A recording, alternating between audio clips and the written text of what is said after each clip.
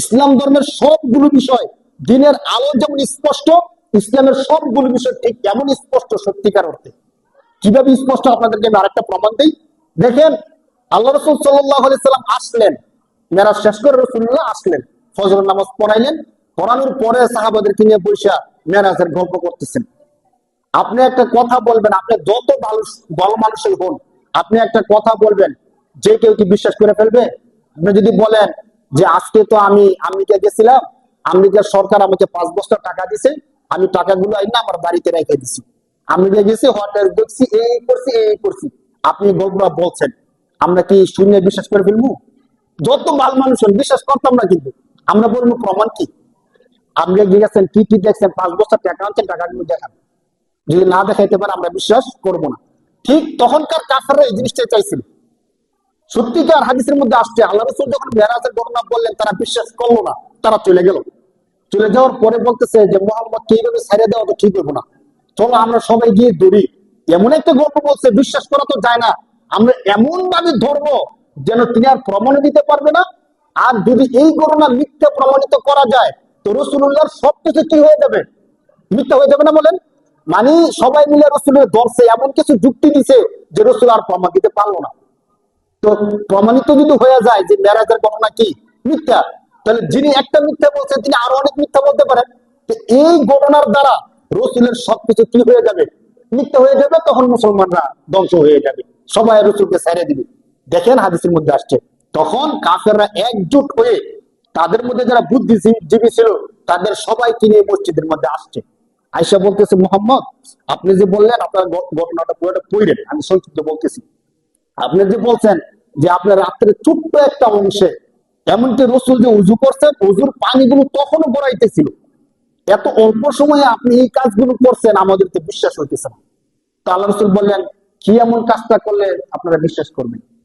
তো আপনি আমাদেরকে প্রমাণ দেন, আমরা আপনাকে কিছু কথা বলবো, আপনি যদি প্রমাণ দিতে পারেন তাহলে বিশ্বাস করবো। রসুল বলছেন, ঠিক আছে বলেন। দেখেন মানে মানুষ কতটা নির্বোধ, প্রশ্নগুলোর একটারও কিন্তু চুক্তি নেই। তারা প্রথম প্রশ্ন কি করলো, আচ্ছা আপনি তো বলছেন যে আপনি বাইতুল্লাহ থেকে বাইতুল মুকাদ্দাস ফিলিস্তিনের মসজিদুল আকসা গেছেন, আপনি বলেন তো মসজিদুল আকসার মধ্যে কয়টা দরজা আছে, কয়টা জানালা আছে? চিন্তা করে দেখেন, রসুল গেছে কয়বার? একবার। এবং রাত্রের অন্ধকার ছিল, কে বসে বসে জানালা দরজা গনে? ফিলিস্তিনের বাইতুল মুকাদ্দাস মসজিদ কি একটা দরজা একটা জানালা? বিশাল মসজিদ না? তো বিশাল মসজিদের দরজা জানালা বসে বসে গনে কে? রসুল যাবেন আল্লাহর কাছে, সেখানে শুধু ঢুকছেন, নামাজ পড়াইছেন। রসুলের আর কোনো কাজ নাই। আপনারা একটু চিন্তা করে দেখেন, আমরা অনেকে এমন আছি যে ছোট্ট থেকে নিয়ে আজ পর্যন্ত এই মসজিদের মধ্যে নামাজ পড়ি, কিন্তু কয়জন এমন আছেন যে 3 তলা পর্যন্ত কয়টা জানালা আছে, কয়টা দরজা আছে বলছেন বসে বসে? বলছি কেউ? এখন বানাচারা জিজ্ঞেস করলে অনেকে বলতেও পারতেন না। অথচ 30 বছর পর্যন্ত এই মসজিদে আমরা নামাজ পড়ি। অথচ আল্লাহ রসুল নামাজ পড়ছেন একবার, এবার রাত্রেবেলা গেছেন, নামাজ পড়ে আবার চলে আসছেন। তারা প্রশ্ন করছে কি, যে আপনি যদি সত্যিকার জায়গায় থাকেন তাহলে আপনি বলেন বাইতুল মুকাদ্দাসের দরজা কয়টা, জানালা কয়টা দেখি। দেখেন আল্লাহ রসুল যদি তখন বলতে না পারতো, তারা কিন্তু ঠিকই প্রচার করতো যে মেরাজের ঘটনা মিথ্যা। কিন্তু এটার দ্বারা কি মিথ্যা প্রমাণিত হয়? হয় না, কিন্তু যুক্তি করে হয় না। মানুষকে মসজিদে গিয়ে দরজা জানালা গনে নাকি? গনে না তো। আল্লাহ রসুল সাল্লাল্লাহু আলাইহি ওয়াসাল্লাম চিন্তা করুন, না তো আমি তো বলি নাই কয়টা দরজা কয়টা জানালা, কিন্তু জবাব তো দিতে হইব, জবাব না দিলে মিথ্যা তারা প্রচার করতে থাকবে। তখন আল্লাহর কাছে বলেন যে আল্লাহ কি করা যায়? আল্লাহ পাক রব্বুল আলামিন জিবরাইল সালামকে বললেন যে আপনি তাড়াতাড়ি বাইতুল মুকাদ্দাসকে আল্লাহর আমার নবীর সামনে হাজির করে দেন। সুবহানাল্লাহ।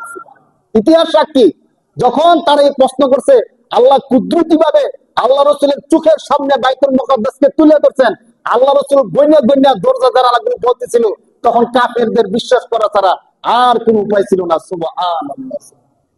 একদম রসুল গইনা গইনা বলে দিচ্ছেন, এতটা দরজা এতটা জানালা, বিশ্বাস না হলে যে দেখতে। শুধু এতটুক না, আল্লাহ রসুল যখন মেরাজ থেকে আসতেছিলেন, তখন আর তো মানুষ ব্যবসা করতে যাওয়া আসা করতো। তো কাবা শরীফ থেকে যারা ব্যবসা করতে গিয়েছিল বাইতুল মুকাদ্দাস, তারা কাফেলা নিয়ে আসতেছিল। ওই কাফেলার লোকের সাথে আল্লাহ রসুলের সাক্ষাৎ হয়েছে, তাদের সাথে আল্লাহ রসুল কথা বলছেন, তাদের থেকে আল্লাহ রসুল পানি নিয়ে খাইছেন।